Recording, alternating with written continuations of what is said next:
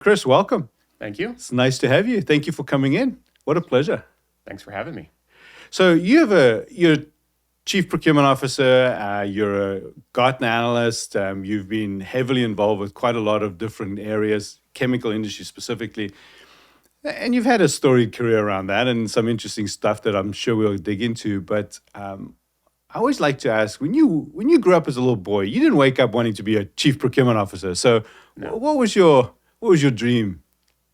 I don't know if I had a dream. It went a couple different ways. I liked fixing things. I always took things apart, Right. put it back together, and my mom used to joke there was always extra parts.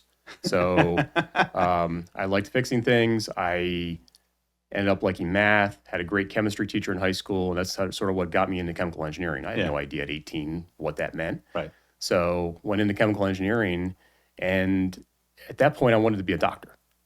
But I chose the wrong discipline to keep grades up to get into medical school. So Okay. after I realized that I couldn't get into medical school with the grades I had, Yeah.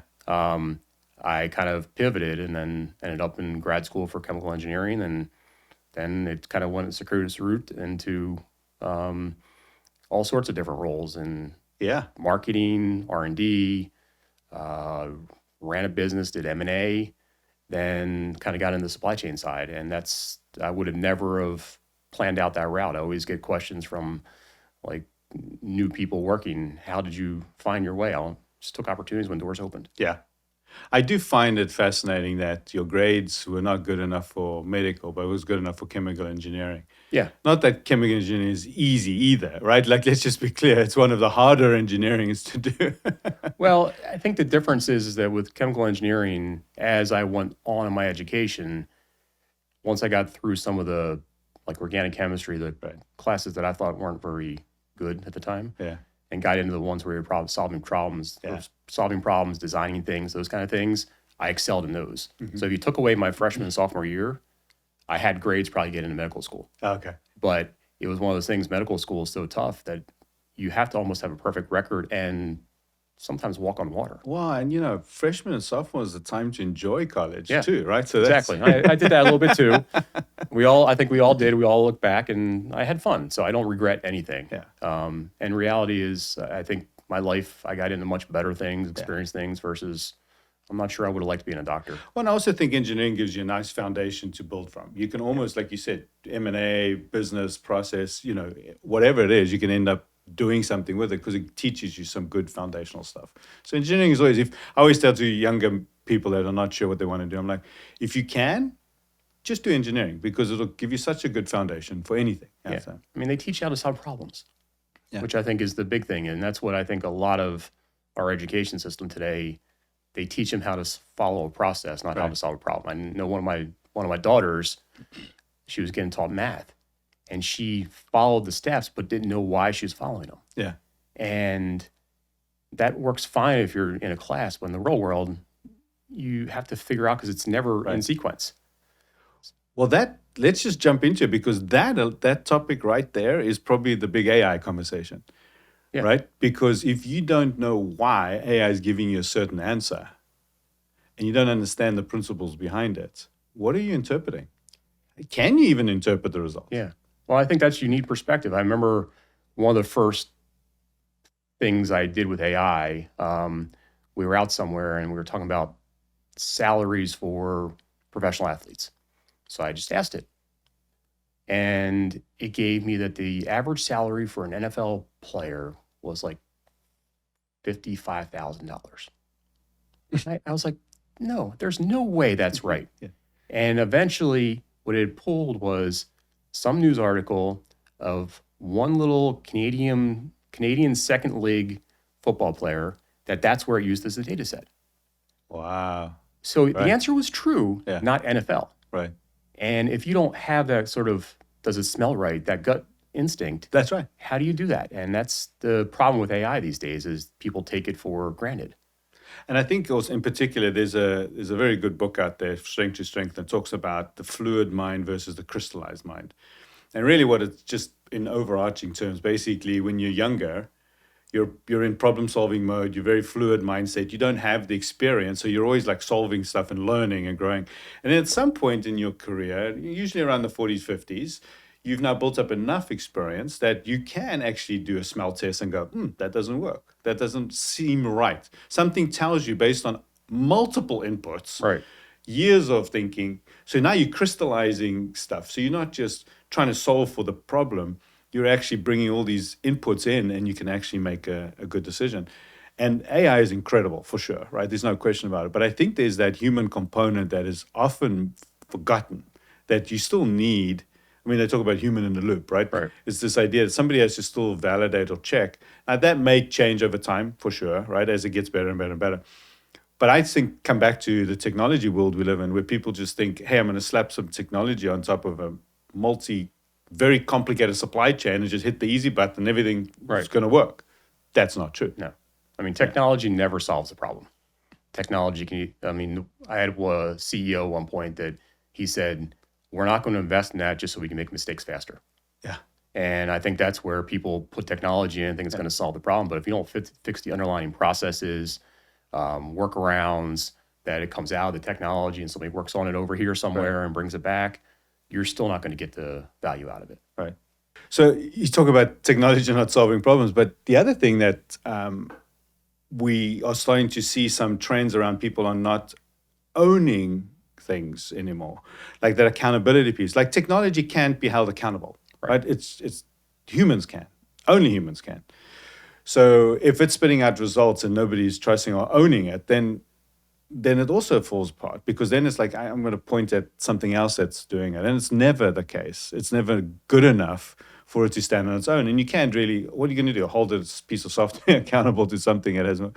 So the accountability piece is key, which comes back to humans knowing and understanding what they're doing, really interpreting it well, and then making a decision. There's this little bit of that tendency right now to make decisions because the system or the AI told me so, without actually questioning whether it's even something I'm going to be held accountable for. Right.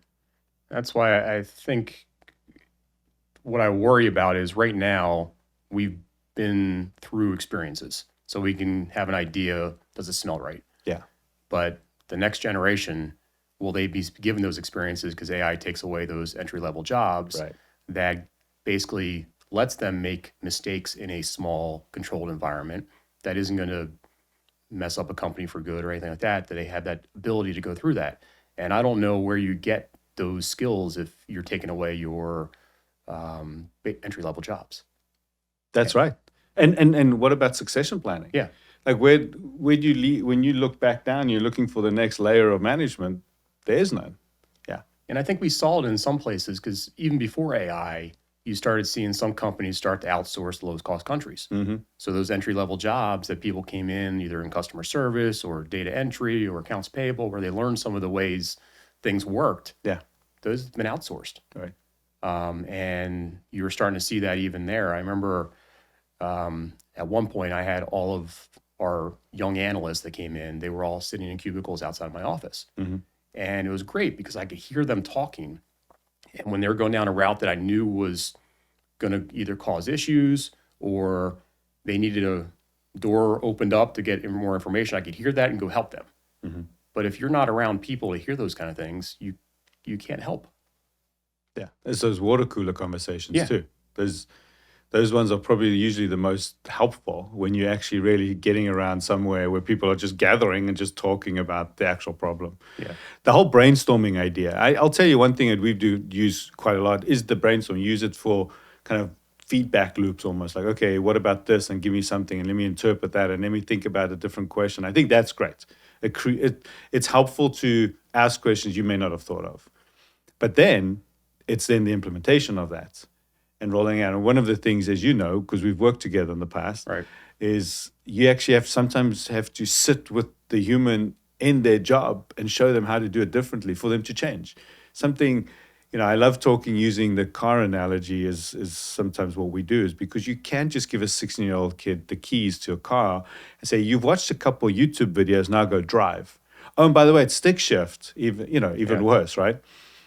So there is the got to learn by doing component. And you can only really learn how to drive when you drive. Right. Think about that from a technology perspective, how technology has evolved in your career, and how does one actually apply the right level of influence of human component into technology, and to what extent technology then enables them, the human, to be better or hinders them?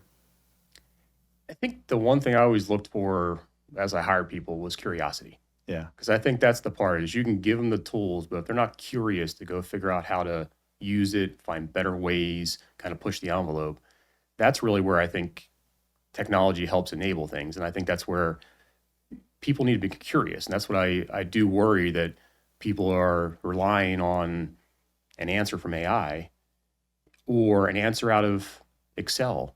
If the formula is not right, it's giving you a lookup that's not in the right spot. Yeah. They have to know that. Right. So I always go back to it's curiosity. It's not, I mean, if you're curious, you'll probably solve a problem. Yeah. One of the things that happens with organizations during the course of implementing large enterprise systems, like an SAP as an example, is this thing that we call operational drift. So what happens is there's a design, there's a perfect world kind of identified as to what we want to have. We're going to have the right systems, right processes, right people, trained, everything. But over time, there's that slight wedge, and then it kind of drifts away from, it's almost like this happens, right, over time. Right. And then 2 years, 3 years, 5 years, 20 years down the road, there's this massive gap. And the way we keep running the business is we fill that gap with spreadsheets and customizations and all kinds of other things. Right now, maybe AI is in there as well, right, to make sure that we can still run our business, run our job. But we have moved away so far from what was originally intended. And the implication of that is that we start buffering with costs. So we hire more people, we have more inventory, we buffer with time, we add a little bit of lead time in there just to make sure. And slowly but surely, we're starting to step over $100 bills because we just think that's the way we've always done it, right? With the advent of some of the newer cloud technologies that SAP, and this is more from a Gartner perspective, you've got a lot of experience in that as well, is companies are moving to the cloud. They want to have a clean core. They want to have all these great terms, right? Are you seeing companies actually making the change management effort to actually achieve that? The human side of it? I know from personal experience, no. Yeah. You always underestimate the change management. I think a lot of times it comes down to when you go to implement a system, there's a timeline, there's a budget. Right. And I have not run across anybody that has done it on time, in budget, with all the features and the process improvements they said they were going to do. Right. So you cut something corners. Gives, yeah. And then what the problem is, you had that divergence starting, but now you've permanently broken something in that design process. Yeah. And change management is one everybody says we want to do, but I haven't found anybody that does it really well. And I think that's where everybody breaks down. They underestimate it. I remember when I put in Ariba. Yeah. We had a consulting firm come in. They helped us. We got the gold level package for change management. I should have done quadruple gold because we still didn't get it right. The diamond. Yeah, I don't know what it was. We should have. And we had the discussion, and we said we can't invest more, but we invested a lot, and it still wasn't enough. And I think people think that you put in a system and people are going to follow it. In reality, people are going to follow the system, but find ways around it if possible. Is that a leadership problem? I think it's a leadership and just the pace of business today. Is nobody has the time to do a implementation that's going to take multiple years, and they're not going to see results because you distract the organization. Yeah. You should take your best people out of the businesses, out of the functions to help you with the new system, but you can't afford that because you got a business to run. Right. And I think that's the dilemma. And I'm hoping that in the future, some of the newer tools will help you streamline some of that. Yeah. I mean, I think with SAP, it's one where if you actually follow their process and you change your business, it will work wonderful. Yeah. But you've probably run across more SAP implementations than I have, but I can't imagine anybody actually does that. Yeah. Well, as a matter of fact, now after 20 years of doing this, we have now statistically identified that 94% of companies do not get the value out of their SAP implementation. Yeah. So that's 9 out of 10 out of the stated value that they originally expected. Yeah. That's massive. And then when you dig into it a little bit further, you realize that of those 9 companies, they're underutilizing the system so much that they're not even using more than 35% of the system's capabilities. So, the analogy, and you're a factory guy, right? So the analogy is like you build a chemical plant and you're running at 35% capacity. Yeah. You're probably not going to last very long, right? But it's also sometimes people will buy things they don't need. Yeah, that's also true. Think about it. It's no different than buying a Ferrari when you're driving in a city streets. Mm-hmm. If you're never going to actually have room to open it up, you're wasting that. And I think a lot of times people go out there and they're not sure of the requirements they really want to solve or what they want to do. Right. And they overinvest in something that's maybe too complicated for their business. Right. You still look cool in the Ferrari, though. Yeah, I agree. I still want one. Which is kind of the technology thing. As you said, people buy it because, hey, I can get all this nice glitz and I'm going to have this beautiful dashboard that gets pushed to me automatically. And then when I look at it, I don't trust it. And then the next layers don't trust it. Nobody trusts it. And then they go back to what they do. And build me a spreadsheet. Download the data from the dashboard and build me a spreadsheet to make it look like I want and fix the data. And then filter out the things that I can't explain. Yeah. Right? So tell me a little bit about your M&A experience in your business career journey. Yeah, so it was interesting. I spent a lot of time in the catalyst business at Grace, and then at one point I got an opportunity to move into M&A, and that gave me a perspective of all the businesses across the company. That's the real reason I wanted to do it. And it was where I really got my on-the-job MBA. I don't have an MBA. I went to graduate school for chemical engineering, but never MBA. But I learned it there. I learned about balance sheets, legal stuff, P&Ls, diligence, and what makes a business tick. Yeah. And it was interesting. It was one of the most rewarding and disappointing jobs of my life because you're in an acquisition in a process and you think you're going to win the bid and you don't. Mm-hmm. I still remember the first acquisition I was involved in, and the person that we were trying to buy it from, I remember the spot in the parking lot where I was when she called me and said, we sold it to somebody else. Oh. And M&A, it's you run and it's a sprint, and then all of a sudden, and a lot of work, and it's gone. Yeah. So I learned a lot about businesses, understanding them. I got to see some cool countries because of it. A lot of Asian countries, looking at the different standards of safety. Mm-hmm. Being a Western company, safety was number one. Looking at some of these areas, it's acceptable there. It wasn't acceptable to us. Yeah. So I learned a lot, and that's really where I ended up moving out of M&A into one of our businesses because it wasn't doing well. And we took it as if we were going to buy it. How would you turn it around? What would you do to it? And I said, let me go run it. And I ran a packaging coating business that turned around. We ended up selling it years later to Henkel for a pretty penny. Nice. But it was a business that I learned a lot from the M&A side about how a business operates. And I think, and I love what you said there, because we tend to forget the two most important things any business runs off of, right? It's the fuel, if you want, that keeps the engine running, which is cash. Yeah. Right? And the thing that generates cash is EBITDA. Right. So if you're thinking about lagging indicators, cash and EBITDA are typically the scoreboard stuff, right? The things that drain it is inventory, it's people, and I don't mean people in a human perspective, just cost-wise, right? Operational stuff. It's all that stuff that kind of draws that down, right?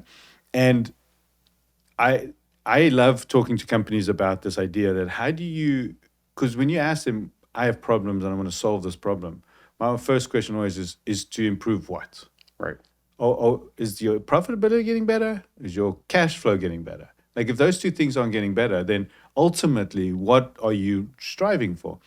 And it's amazing to me, especially in large corporations, because that's typically the companies that run SAP, they can connect those dots. Yeah. They were like, oh, we want more automation. Okay. For what end, right? When you did that M&A thing, was that something that drove you as well, trying to be able to give a clearer picture on what we're trying to achieve?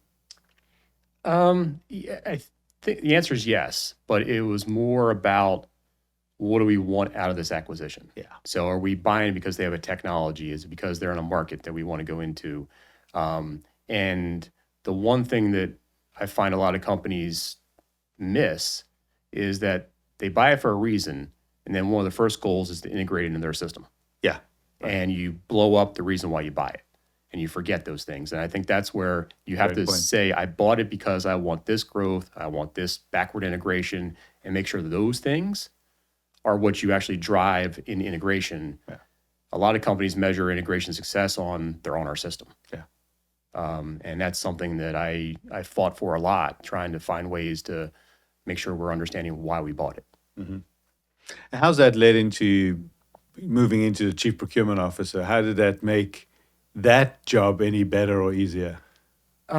Because I spent time on the revenue generating side and running a business, when I got to the procurement side, it was just the other side of the table. Yeah. And actually interesting is we talked earlier, one of the things we did on the sales side is we put people through a sales training, and their book was, you can't teach a kid to ride a bike in a seminar. So that was one thing we went into the procurement side is these salespeople are coming in with plans. They're coming in with information. You should be going to those meetings with your supplier with the same mindset. And again, it's where's the money? Where's the waste? I always talk about friction in the system. Why can't you give me a lower price? Well, because we're hard to do business with. Okay, well, let's fix that. So we both make more money. So a lot of it's, I think procurement has changed over the years, is just getting it for cheaper. There's only so many cheapers you can get before it's not sustainable for your supplier. Yeah. So how do you figure out how to reduce the waste in the supply chain, transportation costs, order quantities? How do you work with suppliers? And that was one thing I always tried to do, is make sure that we worked with suppliers to solve those bigger problems. Because in the end, you both need to make more money. That's right. And it comes down to relationships at that point too, Yeah. because if you do have a partnering mindset with your suppliers, because that's often that situation where you have that parent-child relationship, that's never going to work. Right. But if you have the parent-parent relationship and you actually can have that conversation, say, hey, look, if I fix this part, then you can help me fix this part from a pricing perspective. That is true partnerships. But sometimes also then the human relationship takes over and we stop trying to get better. Right. Right. We get to a point where like, okay, now we got something working. But again, the operational drift kicks in, right? So over time, we just slowly but surely just kind of go back to old ways because it's human nature. We fall back to what we know, what's comfortable, what we used to, right? Yeah, and I think sometimes you get into it's one of those things that the idea of drifting apart, a percent here, a percent, right. a percent, you finally get to a place where you're no longer cost competitive. Yeah. And that's where we had a supplier that many years before my time, we sold them some land. We let them put in a chemical plant to supply us, but we never put containment. And over time, their costs got so out of whack that we had to have a very frank discussion with them. And it got tense, and we almost canceled the contract. Yeah. But that's because those relationships that you build, people change. Yeah. And then you can't live on the relationships because they're not there anymore. And just because they were a good partner doesn't mean they continue that way. So you have to maintain. It's like kids and marriage. Right. It doesn't fix itself automatically. It's continuous improvement. Okay, let's talk culture. Because culture, you've lived different versions of culture based on either different organizations, but also in many ways based on leadership. Right? Leaders bring a certain culture to the table. They have a certain tone that they instill. Talk to me about the two experiences of where you've experienced culture really making a positive impact and a culture that's had a detrimental impact to something that you've experienced. Because I spent most of my career in one company, it evolved over time. And what I saw was people coming in from different cultures, how they actually wanted to integrate. And the ones that came in, and I think every company has their good things and their things that need to be fixed. Yeah. And when people would come in culturally that were similar, they fit right in. When they were different and weren't willing to listen and understand, that's when things Right. either they never succeeded or they changed the work group's culture so much that all the people that were there decided to change departments or change companies. So culture is one of those things that you know when you see it, Mm-hmm. and you know when it's changing. But it's one of those things that I personally always like the idea of how I treat you is how I want to be treated. Right. I'm going to get things wrong. Call me out when I'm wrong. Right. But if we decide as a company or as a department to do something, we're going to get on that ship together. Yeah. And culture's it's a tough one. And Yeah. so I've seen cultures where it's very sort of top heavy, centrally led. Mm-hmm. And they work for a while, but you get to a certain scale and that can't manage anymore. And I think the best cultures are ones that actually put the decision down at the lowest level it can be made and put in controls and checks and trust your people. If they're not doing their job, then you have to change them out. Yeah. Empowerment to the coalface is key, right? Because that's where the work's happening. That's where the decision making. If you start stalling that through a series of checks, too many decisions that have to be made or validated before a decision's made, that's when things slow down. So I like that because putting the decision at the coalface is key. How does technology help with that? Especially, again, considering the culture comment earlier. I think the problem is that I think it actually hurts it in some cases because people don't trust the data coming up. Right. And if they don't trust the data coming up, they're not going to trust the decisions at that level. Mm-hmm. So I think technology will help if it's designed right to a place where you believe if your processes actually give you the right data, you get the right dashboards, the right metrics, and ultimately you're measuring the right thing. Right. I think that's the one problem is I'm not sure a lot of companies measure all the right things. No.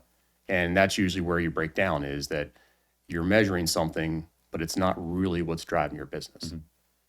Mm-hmm. But I think technology, especially with AI, I believe it will help us get there because you'll be able to sift through not just the structured data, but the unstructured and semi-structured data that right now is sitting in somebody's email or in their head or those kind of things that is how you make a decision. It's not just the structured data, it's all the other stuff that goes on. Mm-hmm. So if you can bring all that together in a way that you can make better decisions, I think it will help.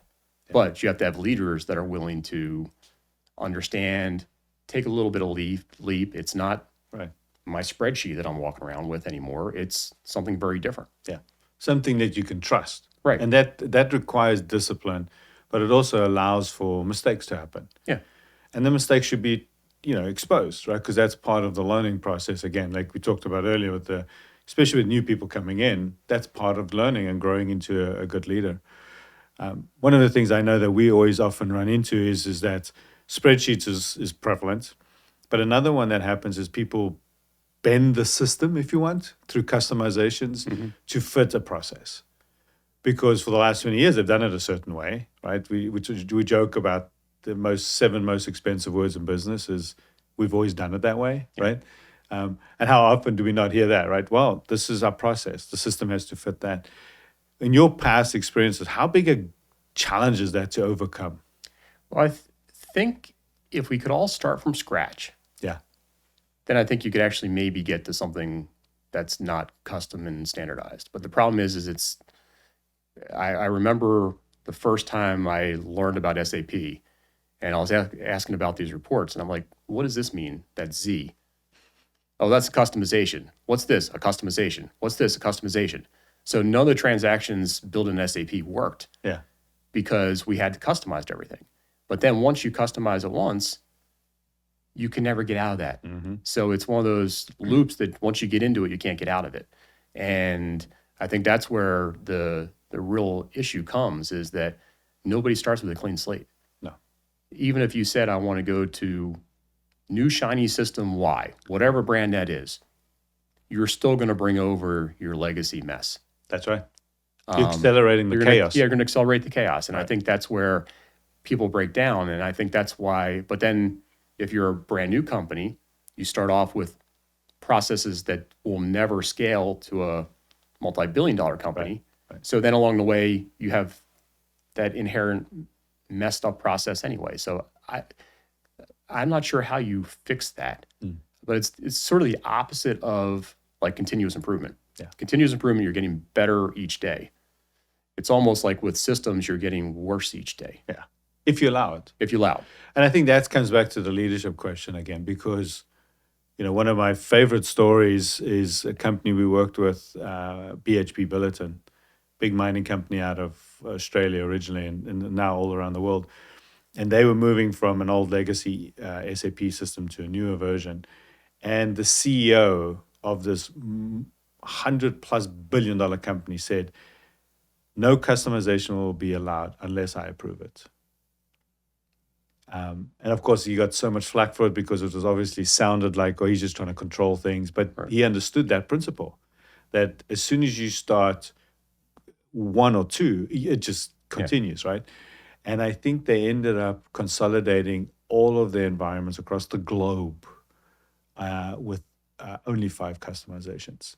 And the reason is because there were genuinely gaps in the system that they couldn't resolve.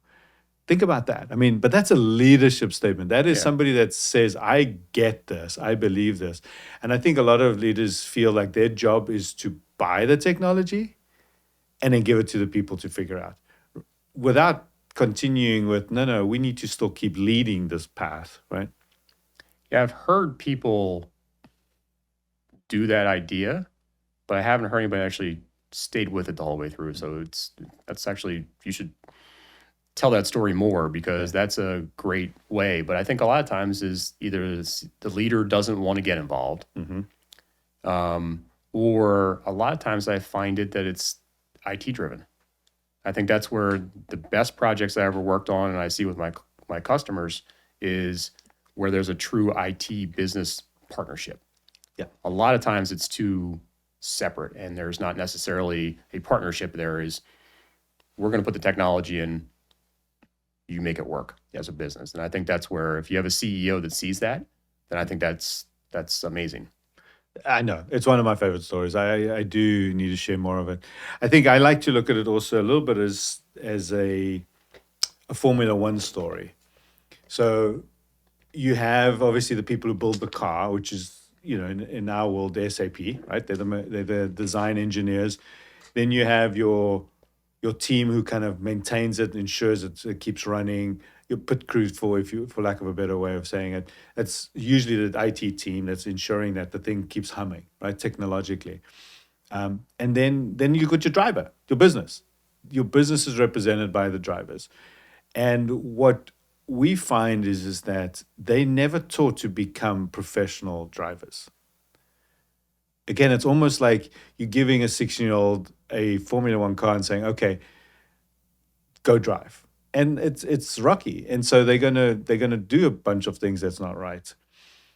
So the education gap, and I'm using that word very intentionally, it's not training, because training is what to do. Click this button, click that button, to go through this model. Education is the why and the how. Now, what I mean by that is, how does this influence the upstream impact? How does this impact the downstream? How does my actions and decisions actually impact? If this is happening, how is that influencing the business KPI? That's a whole nother level of knowledge. And that you don't just train. You have to educate somebody. It's you got to teach them to become professional drivers. Through your career, and obviously now on the Gartner side, we're seeing multiple clients. Do you see that being a problem? Yeah. I think that's where we worked on a project where we put our MRP controllers and our customer service and our planners all in the same room. Yeah. And when somebody would put an order in and see what the impact would be to what the MRP controller would have to deal with and see the impact, you have to bring people together, that it's not just I enter, it goes to you, you do whatever you want. How I enter it, how I do it, different things can impact your life, which then makes my customer have a problem or not have a problem. And I think that's where sometimes these systems are so compartmentalized that you do A, it goes to B. Right. But that's where I think you have to get people to understand the entire end-to-end process, what the impact is, and if I do something here, what it does all the way down at the customer side. So I think that's where that's where I think technology might hurt us because they won't understand what those next steps are and the impact of it. Yeah, I can't agree with you more, especially the cross-functional team learning. I think one of the this is where I believe technology can be an empowerment for improved culture. Because when you start actually helping people realize the impacts it's having on their peers and colleagues, and they see it together and they work together to solve for it and make it better, you're actually creating team building, team spirit. I'm not just living in my procurement silo and my manufacturing silo and my customer service silo. I'm actually looking across. So it actually becomes a culture enabler, if you want, a team building effort. Somebody once said, it's one of the hardest things they've ever done, but probably one of the best team building efforts they've ever done, because that's what it's doing. It's bringing people together and they're solving for the same problem for the ultimate good of the business. How much better is that? I mean, think of any form of team that works well. That's how good teams work, is they're trying to work together, not against each other. Right. And that's you see that with World Cup teams. Yeah. You have all these great players that play in a system on their club teams.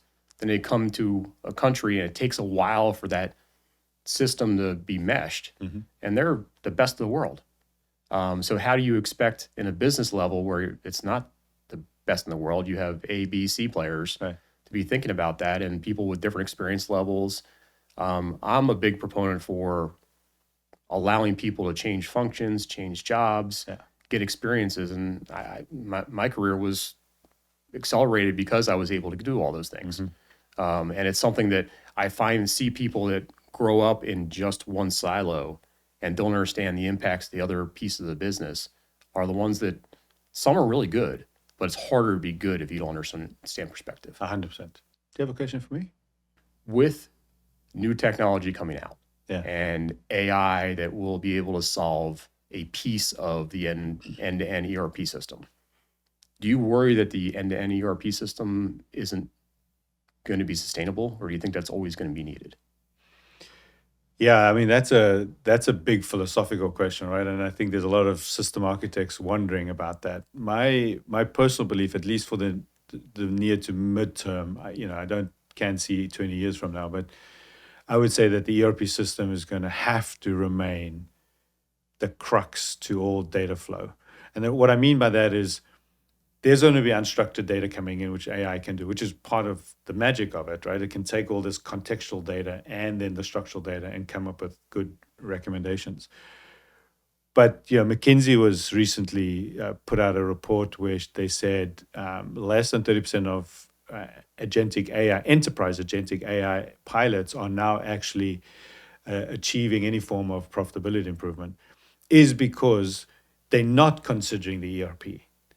So they just look at the enterprise and say, let's slap Palantir or something on top of it, and it's just going to solve everything. But if you don't consider the ERP as part of your strategic design for your enterprise AI strategy, it won't, because all of the transactions are still going to be captured at that granular level, because ultimately that feeds down to your financials, which ultimately feeds to your financial reporting, right? Right.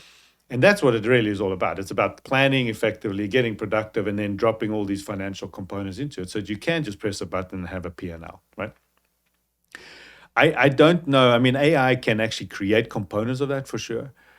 But I don't know if we're at the place where we can actually trust that it's pulling all of that together the right way. So I think for at least for the near term future, it's going to be key. And then, of course, companies like SAP is embedding AI into their ERP, which is going to just make for an enhanced version of that ERP, because now your GUI, your graphical user interface, isn't just a dashboard or a buttons screen. You're actually going to be engaging with it verbally, potentially. Right. You're going to be saying, hey, you know what, my supply chain is acting up strange. This KPI is dropping and my supplier seems to be late. What do you recommend? Right? And then it's the interpretation of it, but it's using structured data. But contextual data also, because it's looking at the configuration of the system. So it knows how it was configured, meaning how you want to run your business in terms of processes. It looks at master data because it's basically saying, hey, here's how you want to run, here's the rules by which you run your business, and then the transactional that represent the business. And so if you don't have that entire picture, I think you're going to get responses that are just trend based, not contextual.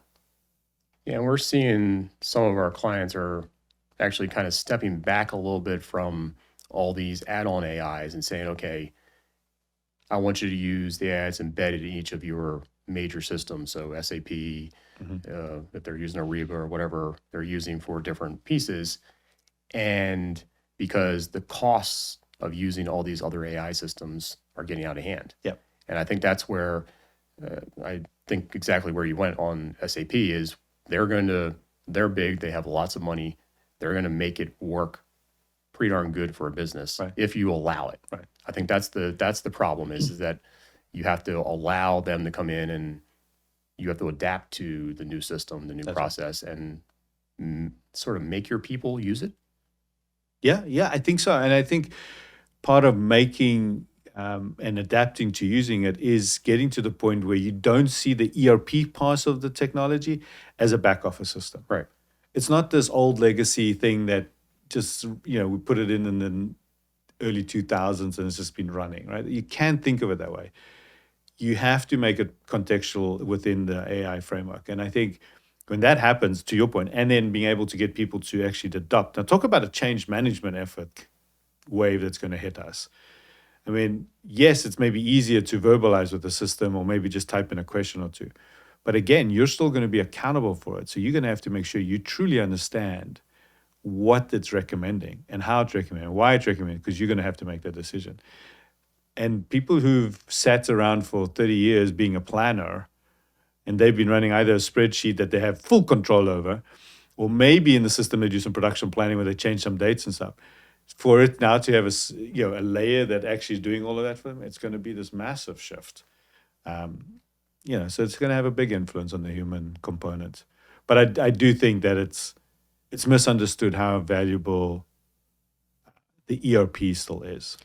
Yeah, because it's the foundation, and no matter what you put above the foundation, you have to have a strong foundation for the house not to fall down. That's exactly right. And there's too many boardrooms right now where board members saying to their executive team, like, AI. It's that easy button, right? And it's not going to do all of that. It's going to have productivity improvements for sure. And yes, it's going to streamline things and automate things, absolutely. But it isn't an easy button for genuine real world problems. Like if shipments are late and humans are sick and production's down, or the machine's broken, it doesn't fix that, right? That's misunderstood. Well, I think a lot of people think AI is going to solve the work problem. Yeah. All it's going to do is really create more. You'll make more decisions quicker because you can. Yeah. I mean, think about it when you would send a memo by mail. Yeah. Then you got the email. Then you got the spreadsheet. So the speed of business just keeps picking up. And what we're seeing is you're going to go from making decisions in this time frame to making 40 decisions in that time frame. Yeah. And I think that's what AI is going to allow you to do is get to the stuff that you don't get to today. Right. One of the things people often is a misnomer, right? And I think Gartner recently showed at the Gartner event that AI is going to take away jobs. And there's this curve that you guys showed that says at first it will feel like that, but at some point it'll then kind of rebound to the point where it's going to be generating more jobs than there currently is. Speak to me about that a bit. Do you have my insights on that? So I think some are going to use it for a productivity play and just eliminate jobs. Mm-hmm. But I think the ones that use it to generate growth, that's where you're going to end up having more jobs and more people. And in the short term, we actually see there are more jobs being generated. They're different jobs. And I think that's the one thing that you've heard many a times out there. AI is not going to take your job. Someone using AI is going to take your job. Yeah. And if you don't embrace that on how to speed things up, it's no different than people that said, I wasn't going to use a PC. Yeah. I wasn't going to use Excel. I liked my calculator. It's those kind of things. We've seen this over time. It's just the speed at which it's moving is so much faster. Mm-hmm. But yeah, it's going to take away some jobs. But I think in the end, it's going to add jobs and opportunities. Now, how companies use those opportunities, Do I take the cost or I take the growth? Yeah. And I think that's where the headlines say we're going to cut people, but a lot of it is they're not cutting people. They're not hiring as quickly as they were in the past. Yeah. Good point. And I think that's where the difference is that some are using to eliminate jobs, but some are using it to basically not have to add as many jobs, which is, I guess, job destruction a little bit, but not really the way people think about it. Right. I want to pivot a little bit to on a more personal note. So one of the things we talked about earlier is, we're both kind of at that stage of our lives where you're kind of considering moving from first mountain, personal success to personal significance, right? Second mountain stuff. And, there's different journeys to that and different valleys, and everybody has different things that they're trying to achieve. But when you start thinking about second mountain, one of the things you said is, I'd love to mentor younger people, especially in the supply chain space. It's your passion. It's where you spend a lot of your time. What would you say to your 20-year-old self based on what you know now? Never say no. Take any opportunity that comes at you and be curious.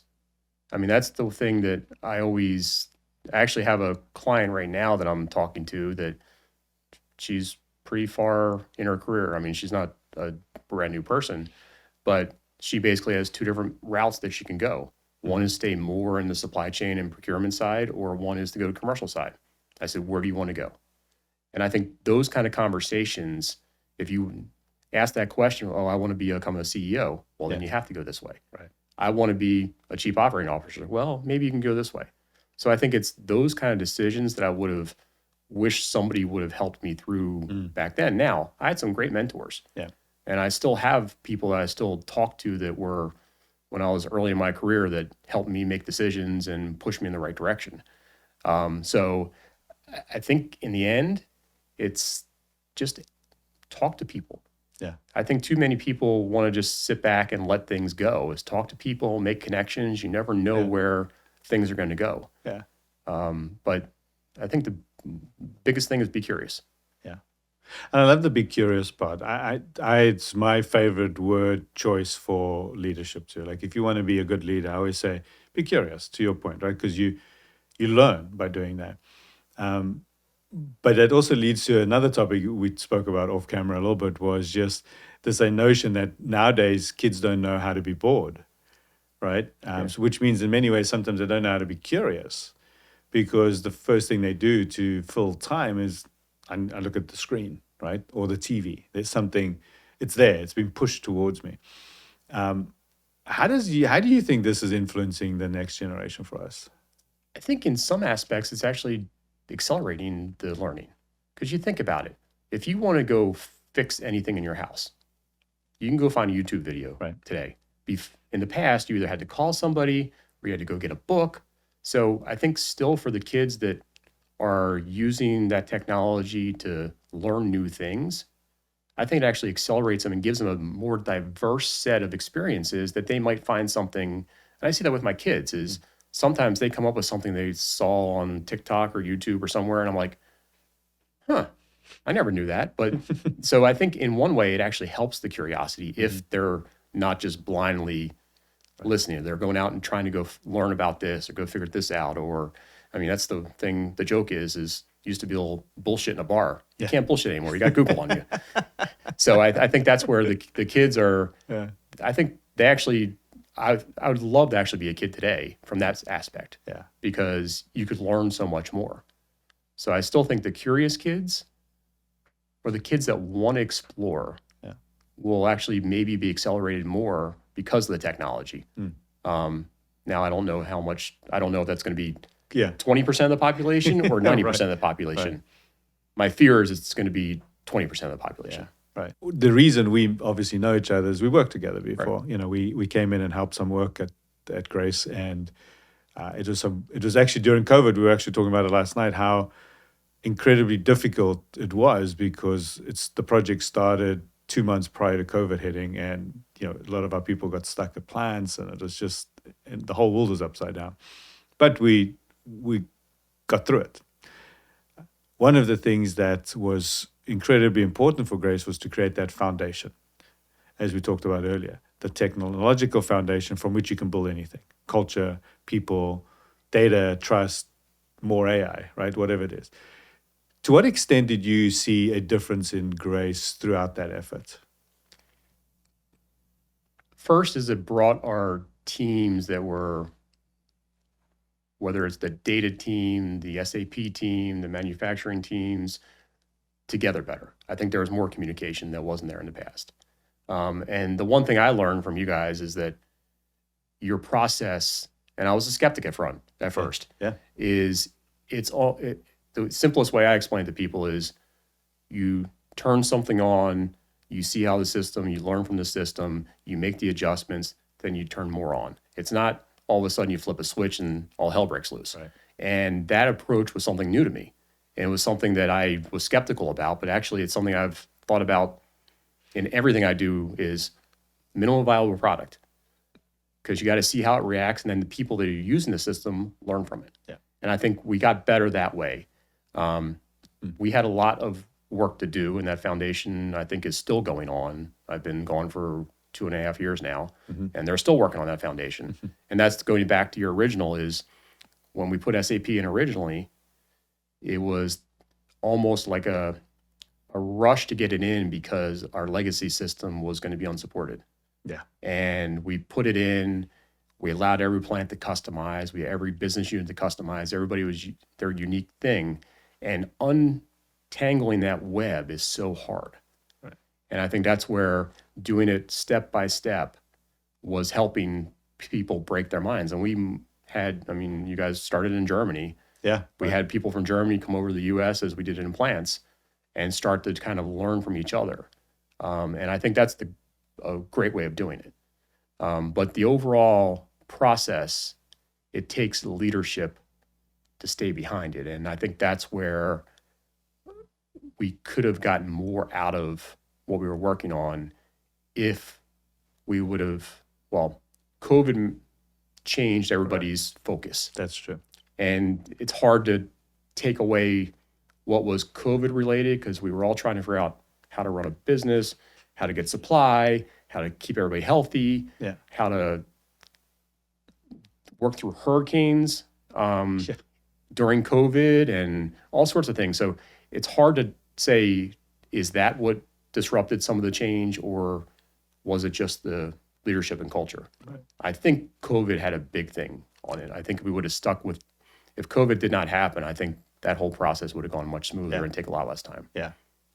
But you got through it. They came through the other Good side. Results. Good results. Speak to that a little bit. So, I mean, the plants that we turned on and went through, I mean, it built the foundation because our planning process, our S&OP planning, supply planning was all in spreadsheets because the data wasn't in the system, no order visibility. You didn't know what was a production order. So that foundation allowed you to start going to more sophisticated planning processes. And now I know the company is working on all sorts of improvements because that foundation was there. The foundation's there. Perfect. I love it. Chris, this is amazing. It's been fun. Thank you for having me. It's always good to hear somebody who's gone through such a different experiences within one company in particular, and then to come back out from a analyst perspective and kind of looking in and saying, hey, here's how 20 other companies are doing it, maybe potentially the wrong way. I love that. And you brought a great perspective. Thank you. Appreciate it. Thank you.